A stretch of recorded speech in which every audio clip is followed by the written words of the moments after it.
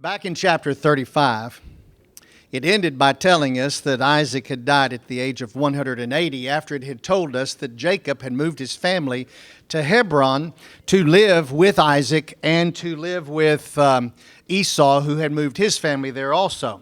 And so the family was all together at the end of chapter 35, and Moses chose fit in writing this at the age of 82, the book of Genesis, and putting it all together to us to go ahead and sum up the life of Isaac and tell us that he would live to be 180. And that when he died, his sons Jacob and Esau would bury him in the same cave that Abraham and Sarah were buried in.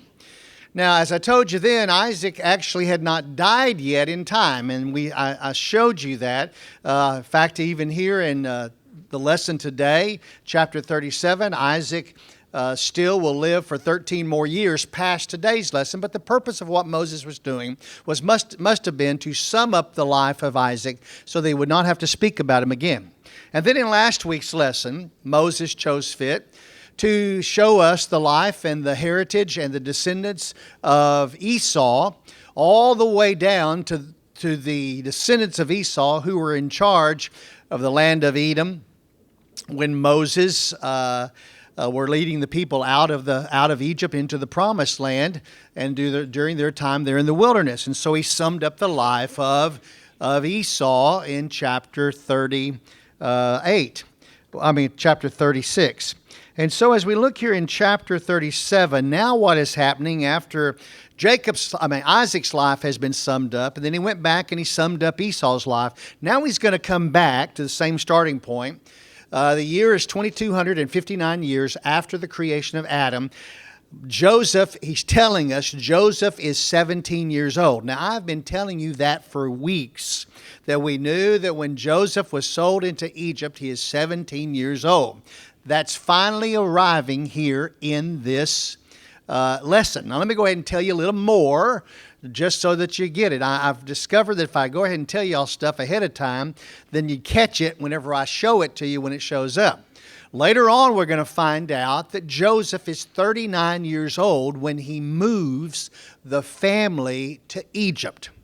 Well, if Joseph is 17 years old now, and when he's 39, we know that Jacob was 130.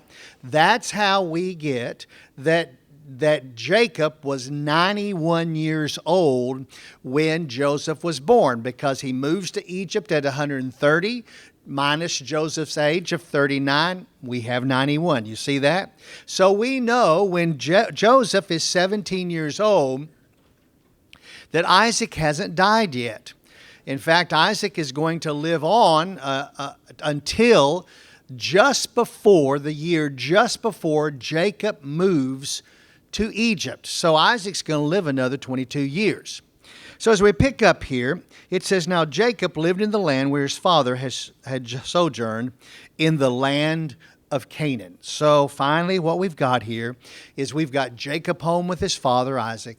We've got Esau home with his father Isaac. Even though last week's lesson, the previous chapter, told us that while Esau was living with Jacob and Isaac, his father, there came a time when the land could not hold and sustain all the livestock, that Esau made the decision to move on down back into the mountains of Seir, where he had once lived before. He had lived there whenever Jacob was coming out of Haran, and then when finally he moved back to Hebron to live with his father Isaac, and Jacob comes down and lives with his father Isaac also. So they're all living together. So as we pick up here in verse 2, it says, now these are the records of the generations of Jacob. Now, every time we have seen that before, we get ready for a list of genealogy, okay? That's not what Moses does here. What Moses does is Moses turns directly to the generations of Jacob and how they relate to Joseph. So he says, Joseph, when 17 years of age, there we've got it, black and white right for you, was pasturing the flock with his brothers while he was still a youth. You notice it says youth? That's interesting because 17 years old was not a youth for those. in those days. They were considered men at 17 years old. Evidently what Moses is trying to say to us, that he was still a young man who probably always didn't make the right decisions at this point in time. After all, the smartest men we know are those who made a whole lot of mistakes early. Those who, you learn from your mistakes or someone else's mistakes. Well, Joseph's going to make some. He's going to make some good ones today. And so he says he was pasturing the flock with his brothers while he was still a youth, along with the sons of Bilhah, the sons of Zilpah, his father's wives. And Joseph brought back a bad report about them to their father. Now, not that it matters, but did you notice that he was not pasturing the flock with all of his brothers? He was only pasturing the flock with the sons of Bilhah and the sons of Zilpah. Now, what does that mean? That means he was pasturing and the flock with his half-brothers named Gad, Asher, Issachar, and Zebulun. I'm sorry, Gad, Asher, Dan, and Naphtali. I knew I said that wrong. Gad, Asher, Dan, and Naphtali. Evidently, Dan, Asher, Gad, and Naphtali wasn't doing something right. They weren't doing things probably the way that Father would have liked them to do, and Joseph knew it. So Joseph, as it says here in the text, decided that he would tell Dad what was going on. Tell Dad what was going on. We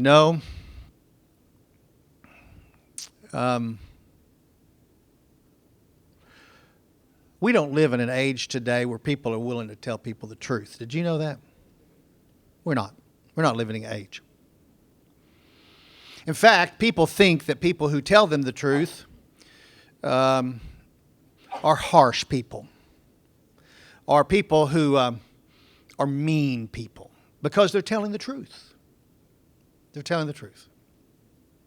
This week I had an opportunity with a person who bothered me greatly, and I was listening to her speak, and she was saying things such as, well, what is true to me and what is true for you may not be true for me, and what is true for me may not be true for you. Now, I want you to know something, folks. Truth is either truth or it's not truth. It's either true or false. So if you're 30 years of age or under, you may be living in a politically correct lifestyle that says, okay, so what is true for you may not be true for me, and what is true for me may not be true for you. So I asked her, I said, do you believe in moral good and moral bad things? And she said, well, let me think about that. And I said, well, don't you have some things innately in you that just swell up, that are God-given, that says that is right or that is wrong? And she said, well, I don't know. I said, well, let me help you with this. Let me just throw one out there and just, I'm going to throw her a softball. I mean, one that anybody can hit. I said, do you believe that it is wrong to murder, to take an innocent person's life, to murder? Well, I don't know. I said, you don't know whether it's right or wrong to take someone's life? I said, okay, well, let me make it a little easier for you since you've got a brand new child there, your baby that you have there. I said, well, do you think it is right for, say, you hire a babysitter and that babysitter takes cigarettes and lights the cigarettes and starts branding your baby with a cigarette? Don't you think that's right or wrong? Does that stir up and say, well, I wouldn't want that to happen to my child, but, I'd have to think about it for others. I go, what is going on? Either it is right or it is wrong. So I said to her, so let me just throw you a third one. I said, so do you tolerate the belief in homosexuality. And she says, yes, I do. And I said, so then you disagree. You agree with me that homosexuality is wrong. She says, no, that's not what I said. I said, yes, it is. Because you remember, to tolerate means that you disagree with it, but you will put up with it. If you agree that homosexuality is correct, you agree with it. To tolerate means that there is something that you disagree with. So in this world of hers where she is wanting everybody to be tolerant, that means putting up with something that you disagree with. You understand that? So the opposite is true. And I said, I got to come down to you. I said, okay, so you just now got that one. So you understand what is home. I said, so if your baby was in the next room and somebody was hurting your baby, what I'd probably call the police. Okay, why? Because that's wrong for my baby. I said, so evidently there's something right for you and maybe not for somebody else. And she said, yes. And I said, listen, I've got to ask you something. I said, it is wrong to murder and it is wrong to hurt a baby. And she said, well, who are you to judge? And I said, do you realize that you just judged me by asking me who are you to judge? Because she made a judgment about me and asked the question, who are you to judge? Do you realize how that's self-refuting, how it cuts against itself? And I said, okay, either true is true, good is good, and bad is bad, or there is no truth. And she said, well, she said, not everything, there's not truth about everything in this world. And I said, do you realize what you just said to me? Did you realize that if you say that there's not everything true, there's nothing, actually she said there's nothing true in this world. I said, do you realize that because you said there's nothing true in this world, that statement that you just said to me cannot be true. It must be false, because even that statement is false. Because you said there's nothing true in this world. And so I've got her going. I do have her going. I said, you cannot even believe in a God. You cannot believe in the truth of the Word of God and the things about it if you hold on to this notion that there's nothing true in this world, and that you don't want to hurt anybody's feelings by telling them the truth. By telling the truth. One of the biggest statements, the most commonly made statements when people come to my office is, they will come in and will say, so-and-so told me that if I wanted to hear the truth, that you would tell me the truth. And that I am... my candor is very straightforward, and it is. It is very straight. I'm going to tell you what I believe to be true. And you can probably take it to the bank. In fact, if I tell you it's Easter, you better buy a basket. Because Easter's coming up. Whether you want to accept it or deny it or not, that's just the way I have positioned myself. That I am not worried about whether I am offending anybody, as long as I am leading people to Jesus Christ as their Lord and Savior. Because I want you to know something. My Lord and Savior was the most offensive person in the entire Word of God. David was not offensive. Joseph was not offensive enough. Jacob was absolutely a mansy-pansy. He wasn't offensive about anything. Esau wasn't offensive. Abraham wasn't offensive. But my Jesus was offensive. Do you know how I know? Because at every turn, my Jesus, my Lord and my Savior was offending someone, and they were running to tell the priest about it. Or they were running to tell the Pharisees about it. In fact, my Jesus offended this world so much that they hung him on a cross. But they hung him on a cross for him to die at his own choosing, because right is right and wrong is wrong. Joseph had every right to go to his father and say, your sons are not doing right. That was one check against Joseph, because those 4 sons told their other brothers, and their other brothers picked up the offense. And in picking up that offense, it made them mad at Joseph, almost to the point where they couldn't even talk to him. In fact, that's what's going to be said in the next passage. It says, now Israel loved Joseph more than all his sons, because he was the son of his old age, and he made him a varicolored tunic. And his brothers saw that their father loved him more than all his brothers, and so they hated him and could not speak to him on friendly terms. Have any of y'all ever had someone in your life that did something that caused you not to even to be able to say a word to them, at least for a while? You just were so mad at them. There's nothing wrong with being mad. There's nothing wrong with being angry. Now, what you do with it can be right or wrong, but if someone makes you angry, there's nothing wrong with that. And some of us have people in our lives that have made us so angry that we just didn't even know what to say to them, and we couldn't talk to them on friendly terms because anything we would say to them just wouldn't come out right. Have any of y'all had somebody like that in your life? Okay, now the rest of you are lying. Okay? Because you have. I promise you, you have. Now, they've made you so mad. You cannot speak to them on friendly terms. Oh, you may do some talking, but it won't be friendly. Now, some of you have been maybe saying the truth back to them because they made you mad and you said the truth. But that doesn't mean it's friendly terms just because you tell them the truth, because the truth hurts. The truth is often and is most of the time offensive. People do not want to hear the truth. The truth. People plug in words that do not belong. Plug in words that do not belong in their sentences. I heard one this morning. I went home to get my wife and my family to bring them back to church. And while I went there, I was listening to a radio station. And on that radio station, they were talking about our president and things that he said off the cuff before he became the president. And those things that he said off the cuff,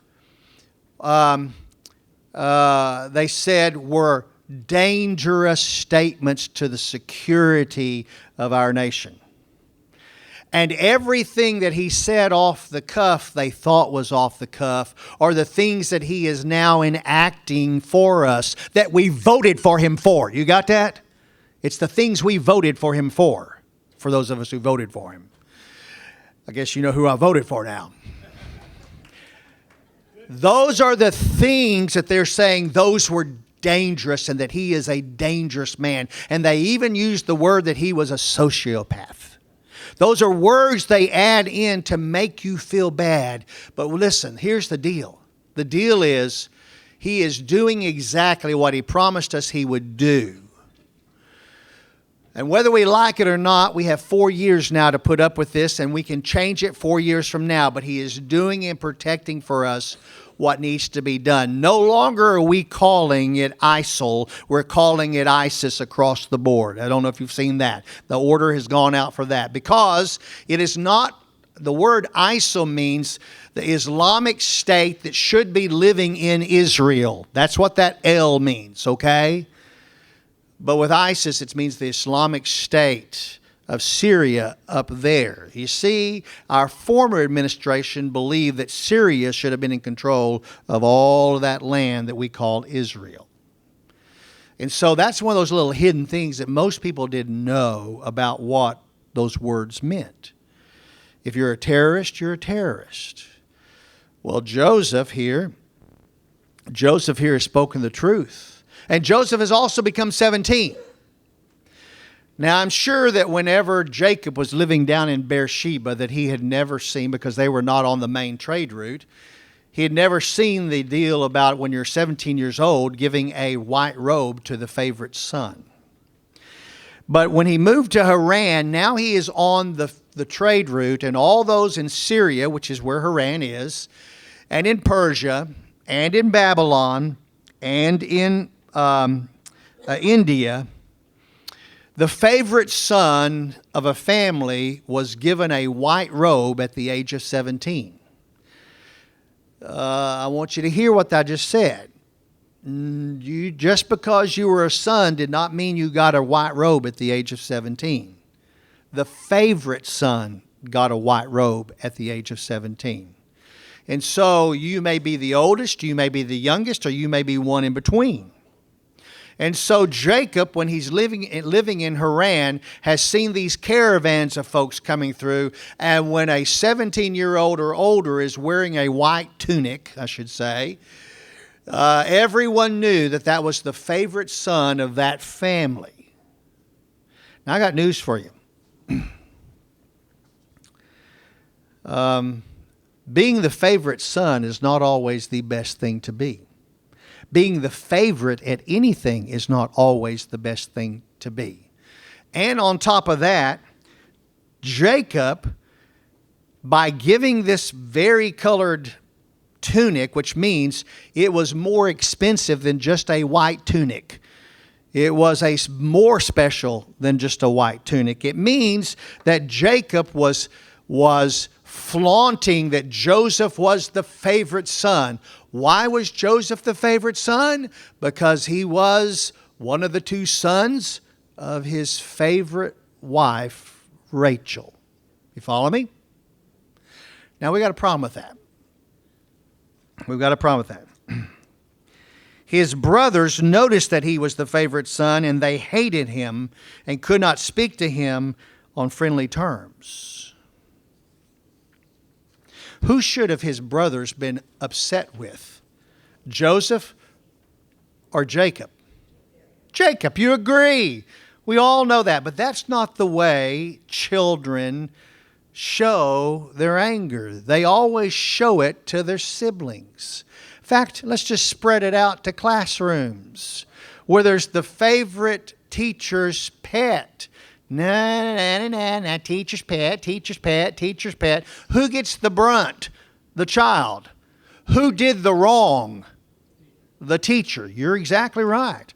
And so Jacob has done a wrong to Joseph by giving him this coat of many colors, this varicolored tunic. And the brothers take it out on Joseph. Now there's another brother, Benjamin, already, okay? I mean, we've got this deal going on here. We've got Benjamin also. But Joseph was the favorite because he was the son that was born first, the firstborn of Rachel. So, Joseph doesn't know any better. He's getting the brunt of it. Look what happens in verse 5. Then Joseph had a dream, and when he told it to his brothers, they hated him even more. And he said to them, "Please listen to this dream which I have had. For behold, we were binding sheaves in the field, and lo, my sheaf rose up and also stood erect. And behold, your sheaves gathered around and bowed down to my sheaf." Then his brothers said to him, "Are you actually going to reign over us? Or are you really going to rule over us?" So they hated him even more for his dreams and for his words. Well, he offended the first four who told their brothers, and so all their brothers is picking up the fence. Then Daddy comes along and gives his robe, and so it's nanny, nanny, boo, boo, Daddy's pet, Daddy's pet, Daddy's pet, Daddy's pet. And now Joseph has a dream, and he doesn't have the wherewithal to understand that some dreams and some things you think need to not be spoken. Some things just need to be left alone. But no, Joseph just spurts it out. "Hey, brothers, guess what? I had this dream, and we were out cutting sheaves." And as we were cutting sheaves, mine stood up erect, and y'all's came around and bowed down to me. I don't think that would go over very well in my family either. If my sister came in and announced to me that she was taking over the family or whatever and was going to be the first in charge. Well, Reuben was there. Judah was there. Issachar was there. Simeon was there. Levi was. What about them? What about them? They're all older. Remember, Reuben, the oldest, is at least 13 years older than Joseph this time. Joseph's 17. Judah's 30. Reuben is 30. And all the rest of them come somewhere in between. We're talking about adults here. So Joseph doesn't learn his lesson. It says verse 9. Now he had still another dream and related it to his brothers and said, "Lo, I have had still another dream. And behold, the sun and the moon and 11 stars were bowing down to me." And he related it to his father and to his brothers. And his father rebuked him and said to him, "What is this dream that you have had?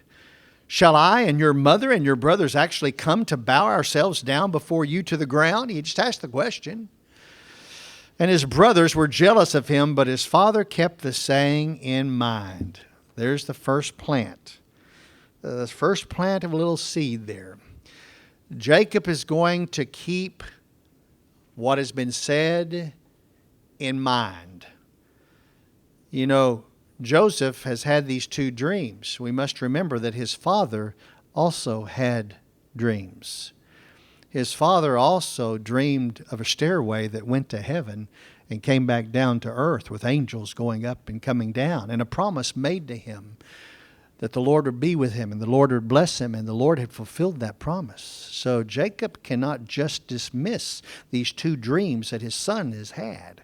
Mary could not dismiss the things that were happening to her child and were happening to him when he was there and a teenager that had been left behind, and he says to her, I must be about my father's business.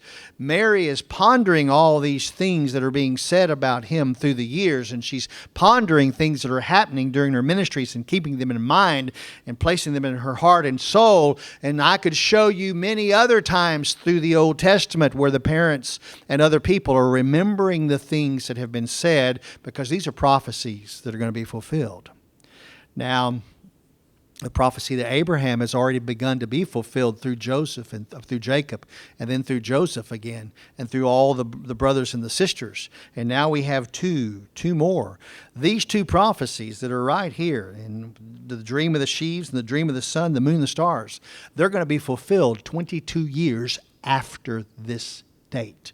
22 years from this happening, they're going to be fulfilled, and their brothers and their father will understand that.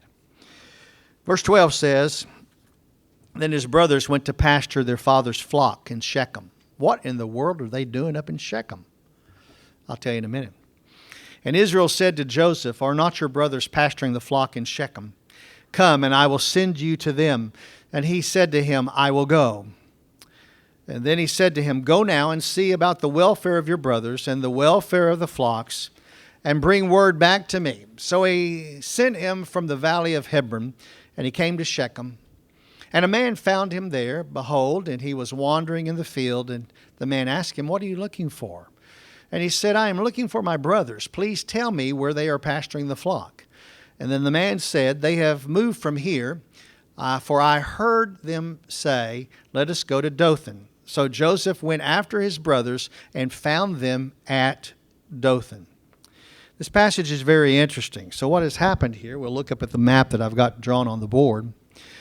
They're down in Hebron. They have gone to feed their flocks 40 miles away in Shechem. Evidently, we do not know how long they were there, but they were not there very long because probably the land could not sustain them. And so they moved on 20 more miles to Dothan. And so Joseph has been sent, and he's landed 60 miles away to go to Dothan.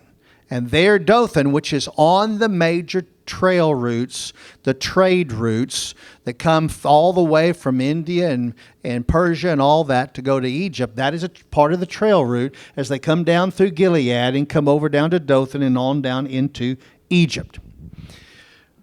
Let me tell you what I believe has happened here.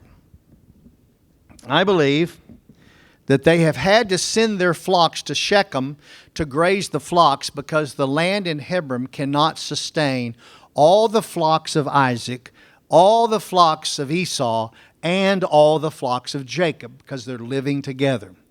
And Jacob owns all that land in Shechem that he bought for 100 head of sheep. And so that land belongs to him still.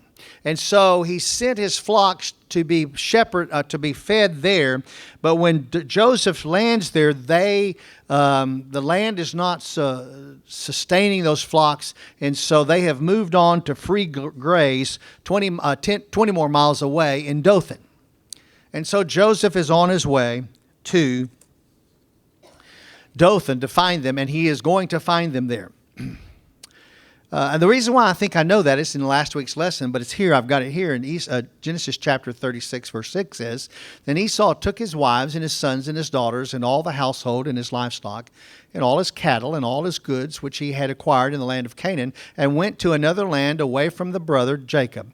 For their property had become too great for them to live together, and the land where they sojourned could not sustain them because of their livestock.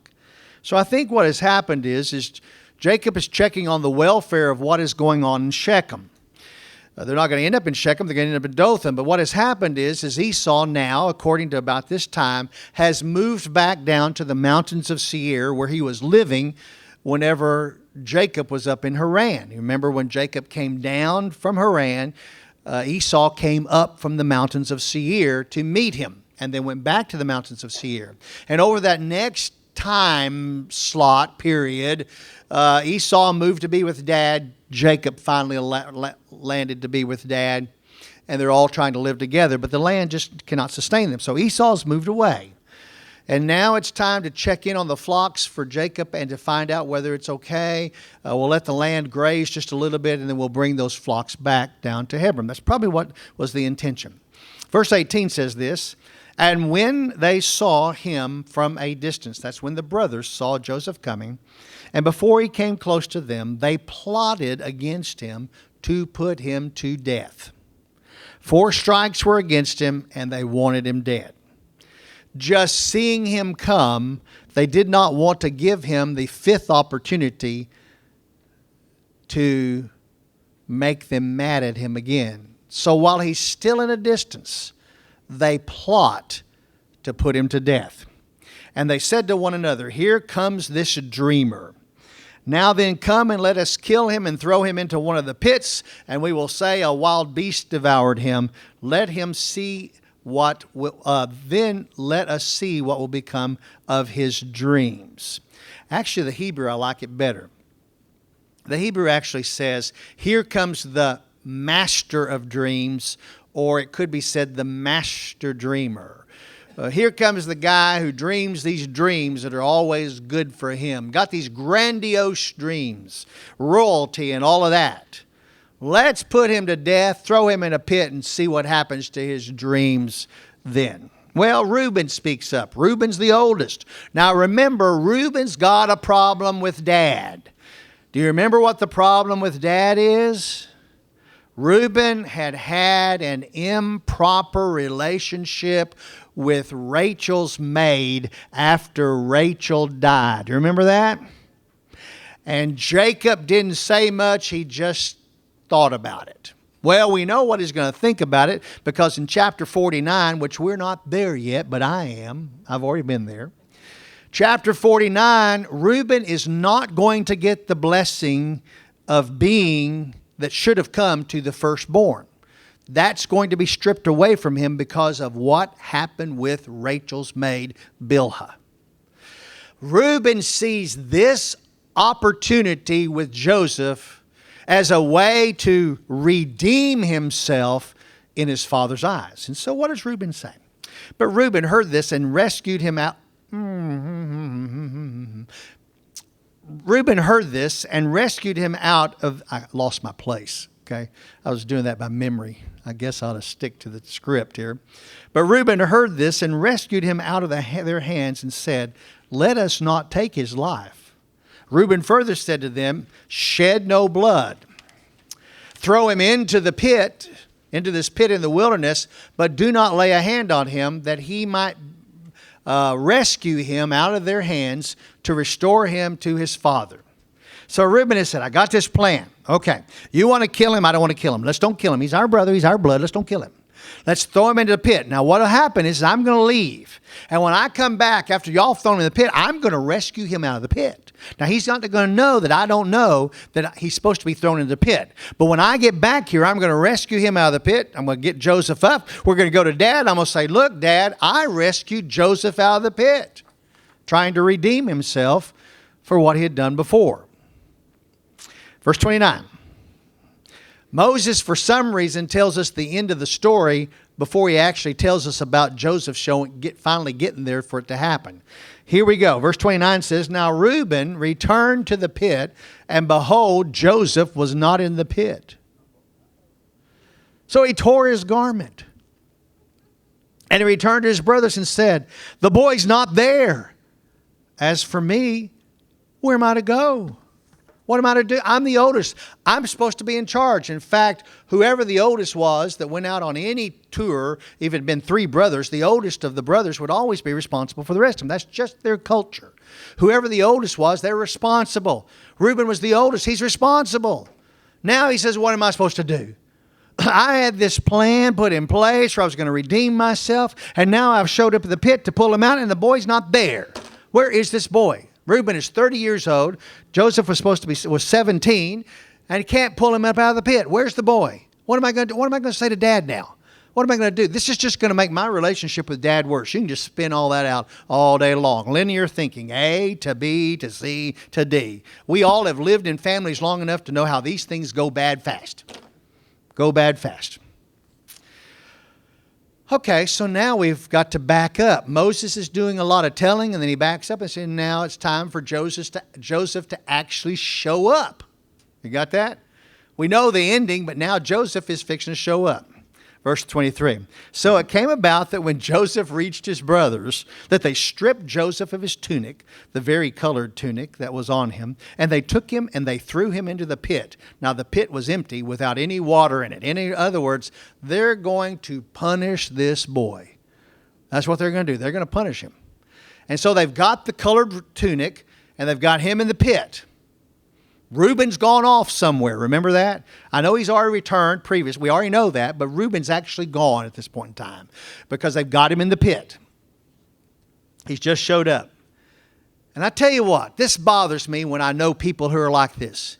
They do something dirty. They do something evil to someone. They do something to someone that that person does not deserve it. And then what do people who do those things do? Verse 25. Then they sat down to eat a meal.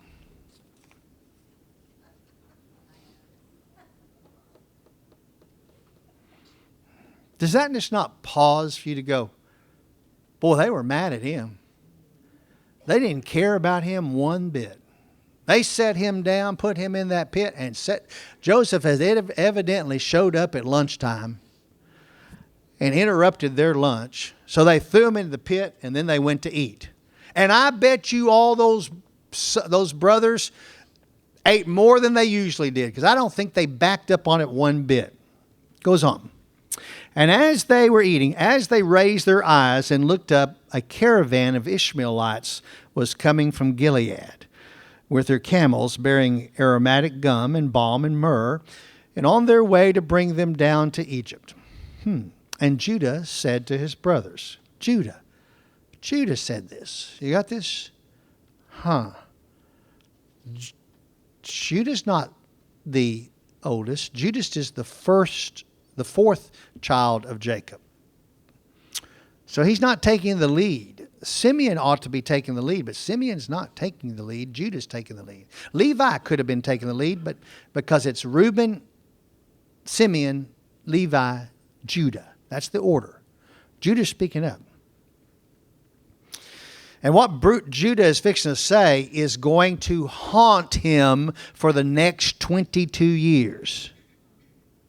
And when we finally get down to that chapter where the sons, let's put it, the sheaves of the sons are bowing to the sheave of Joseph in Egypt, it is going to be Judah that's doing the talking.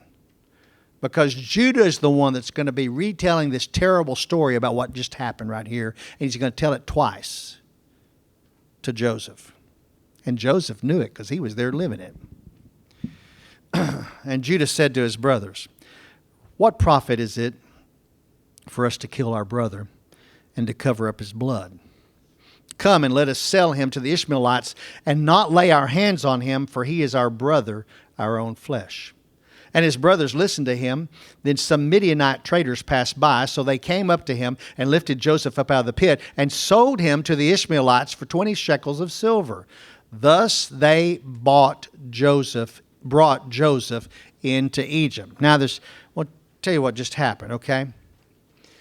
The Ishmaelites had already become the caravan people.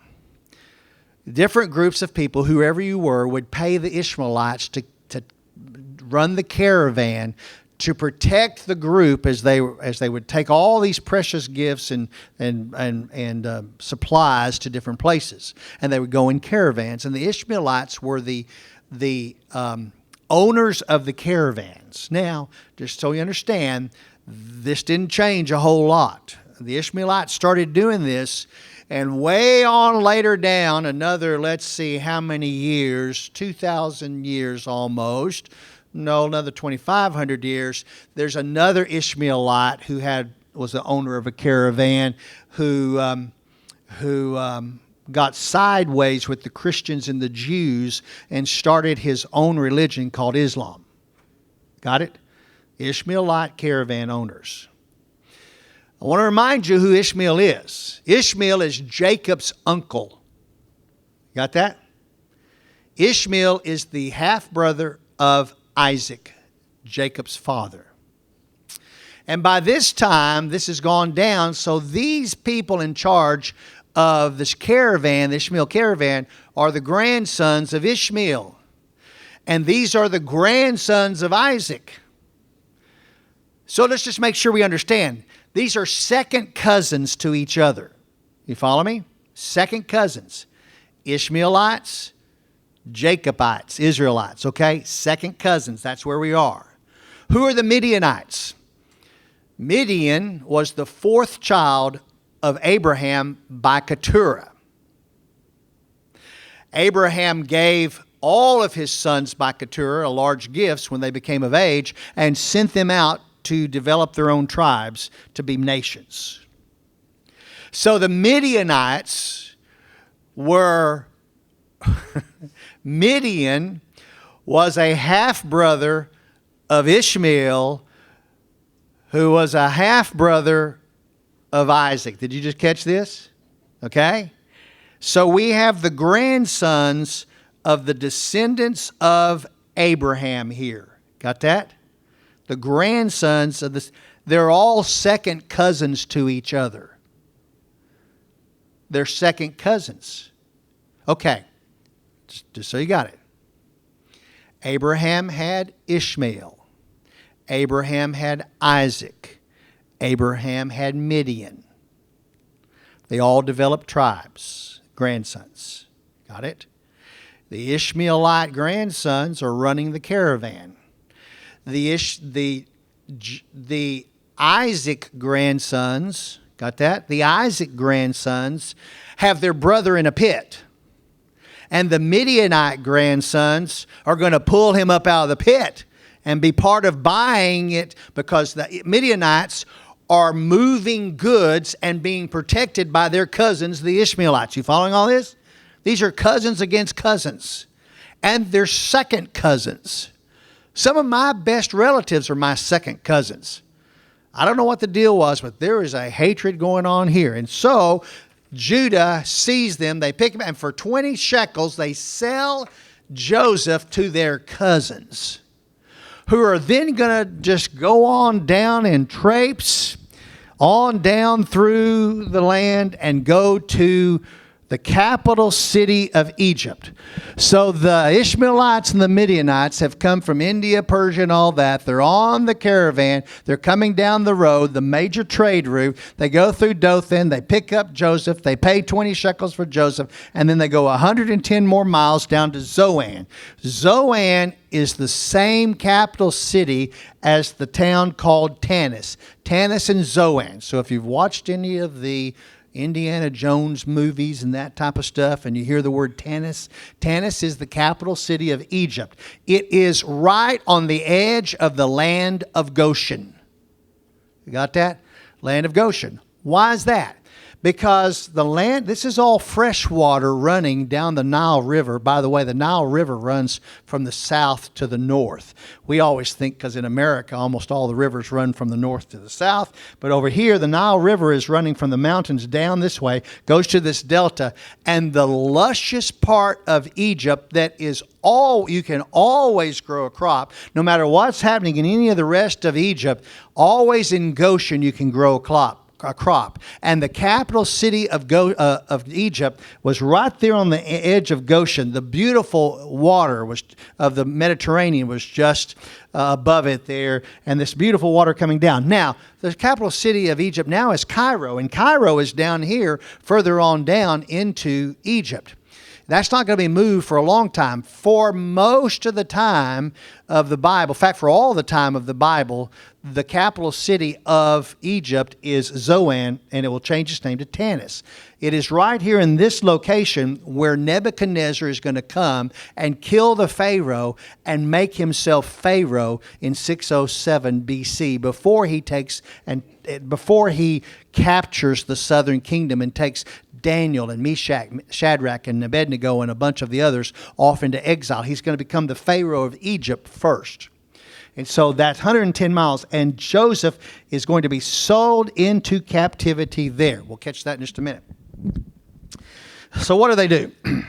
Verse 31 says, so they took Joseph's tunic and they slaughtered a male goat and dipped. Yes. So they took Joseph's tunic and slaughtered the male goat and dipped the tunic in the blood. And they sent the vari-colored tunic and brought it to their father and said, we have found this. Can you imagine what that trip was like? Can you imagine? They have sold this. For Reuben, he is humiliated. He is mortified.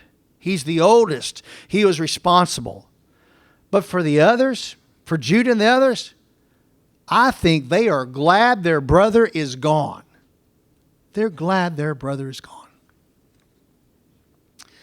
We have found this. Please examine it to see whether it's your son's tunic or not. Then he, Jacob, examined it and said, it is my son's tunic. A wild beast has devoured him. I wonder how he knew that. Joseph has surely been torn to pieces. The sad part about that is those boys made that 60-mile trip back to Dad, but Joseph was on a caravan that actually came down within about 20 miles of Hebron and then made its way on down to Zoan. Took him 6 days to get there. It's the first place in the Scripture where we see the sale of a human being. And Joseph is going to be sold twice. Sold twice. Within 6 days. Now, we don't know for sure, but the selling of human beings as slaves must have already been going on. We wonder how Abraham acquired his slaves, never talked about purchasing them. We wonder how Jacob acquired his slaves, never talked about purchasing them, but now we see here, it must have been going on, or the Ishmaelites and the Midianites would not have agreed to it. So it probably was already a common thing. And so Joseph is taken down to Egypt. When Jacob sees the tunic, here's what he does, verse 34. So Jacob tore his clothes and he put sackcloth on his loins and he mourned for his son many days. Then all his sons and all his daughters, it says daughters. All we know about of a daughter is Dinah. We don't know about any other daughters.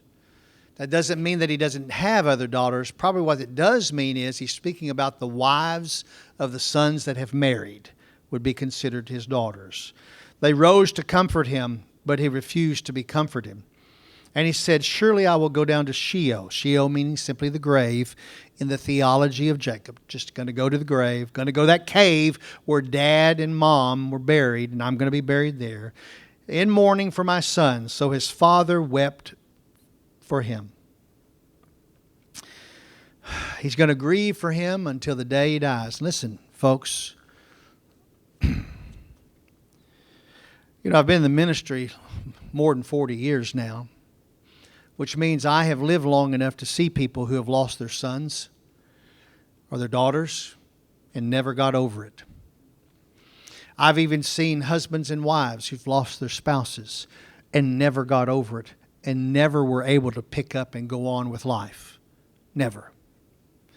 I have seen with my wife's grandfather that when he died, his wife, his spouse, grieved so much over the next year that she died one day after the anniversary of his death, and she was miserable for that year.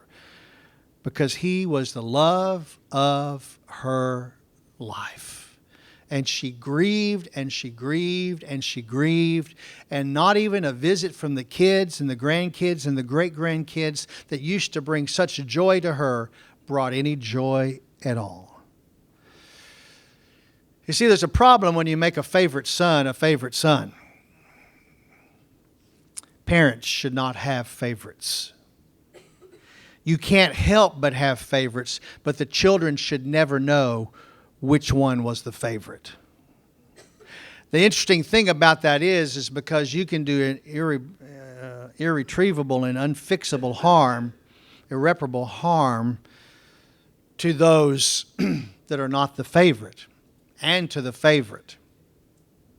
And for those of us who've lived more than 40 years and see this kind of thing happen, we know what happens. The child that did so good in school that we were so proud of many times ends up with an adult life that you think, what in the world happened to them? And the child that you thought that you were not favorable towards, that you never thought would make anything of themselves, they just put the stars in space for you and the moon, hang the moon and the sun because of the things they're doing. And you're so proud of them that just every time you try to button your buttons, they bust off because you're so proud. And you never know what's going to happen to a person. You never know. You never know. You marry them off to somebody you think this is going to be the best marriage in the world, and it turns disastrous. You never know when you say I do what 30 years of marriage is going to end up and look like, or even 5 years of marriage or 2 years of marriage. You have it all planned out in your mind, and you have a favorite here and a favorite there. No. Now, that's not to say that you should not be proud of your kids and the kids know that you are proud of them at certain times. Yes. A child should see you proud of a sibling that has done great in a football game or a basketball game, but at the same time, you need to find something to be proud about that child that was watching on at that time when something that they do.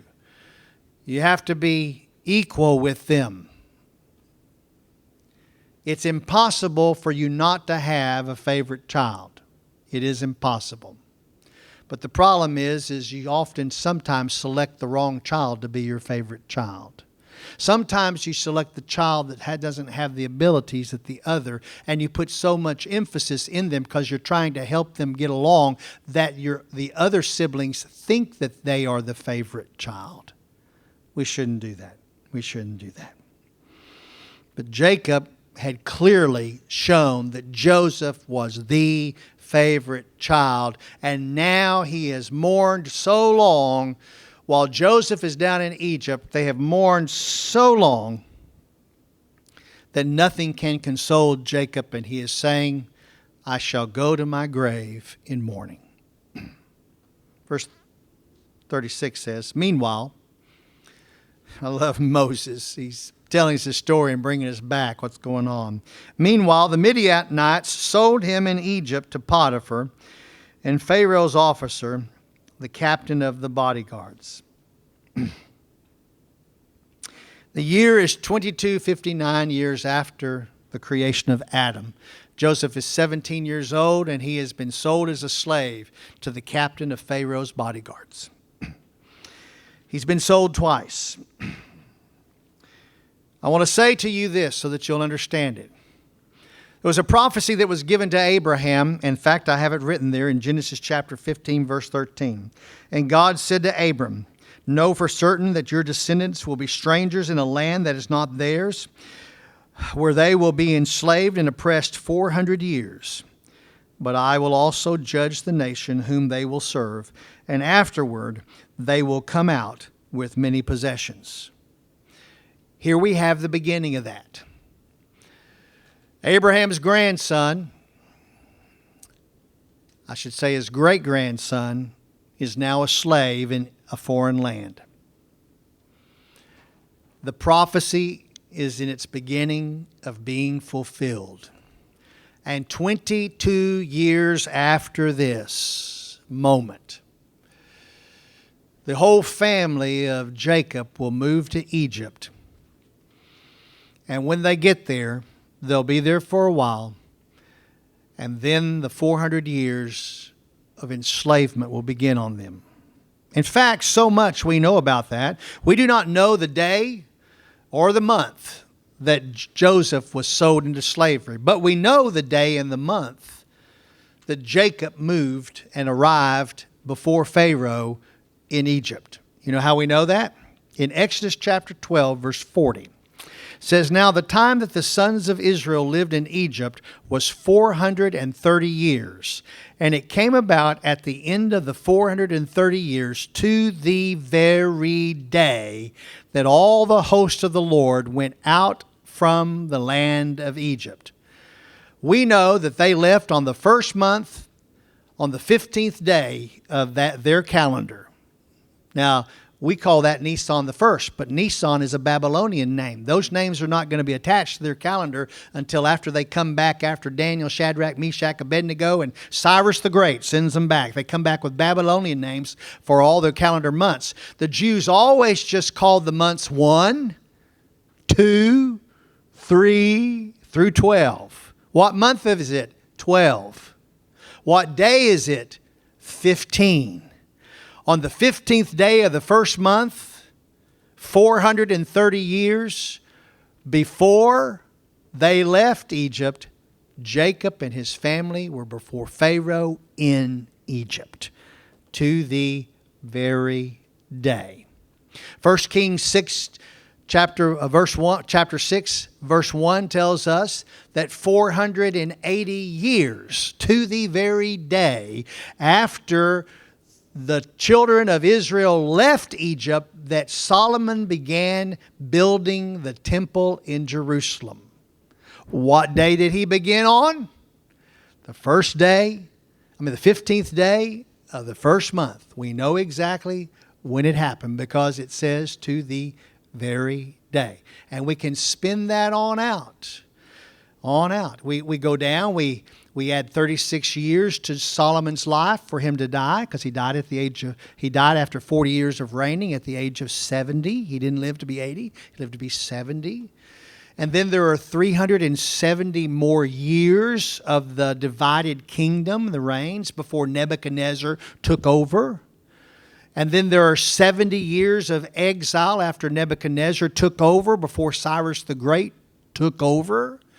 And then we have to leave the Bible to go get 3 sets of dates for 3 Persian kings. And you say, Jim, how can we trust when we go outside the Bible? Let me tell you how you and I can trust it. Cyrus the Great became the monarch of Persia in 550 BC. And that Persian monarchy did not end until 1979, when Jimmy Carter was president, and most of us in here lived through that. You know, the Shah of Iran and the Imam that came back and took over when that monarch. And Persia, Iran that is one of the longest monarchies ever to be in the world, was between Cyrus the Great and that last monarch that was taken out, came to America, by the way, if you remember. In 1979, they kept perfect records of their kings, their monarchs, and how long they reigned. And once we do that, we find out exactly when Artaxerxes began his rule and when he decreed for the Jews to go back and to rebuild Jerusalem with Persian money. And on top of that, Daniel then tells us that from the time of that decree until the birth of Jesus Christ was 483 years, and it turns out to be 4 BC any way you add it up. The numbers are perfect. The destruction of the temple happens at the right time. The taking over and the many Tiki Yusuf Farsi and the you have been weighed in the balance, and the fall of the Babylon kingdom happens in the exact right year. The years we've told y'all all along, it works out. It works out perfect. And I'm going to show that to you at the end of the book of Genesis. Well, so here we have it. The beginning of the prophecy to Abraham of the 400 years is beginning to start. Lord Jesus, we thank this time to worship you and to see how you have created us about things that are right and things that are wrong, that are moral and immoral. of the things that we should do and the things that we should not do, the things that we should do to others and the things we should not do to others. But Lord, also to see how things are in your plan, for even as Joseph said, what these boys intended to do for evil, you were behind it, doing it for good. We praise you for that in your name. Amen and amen.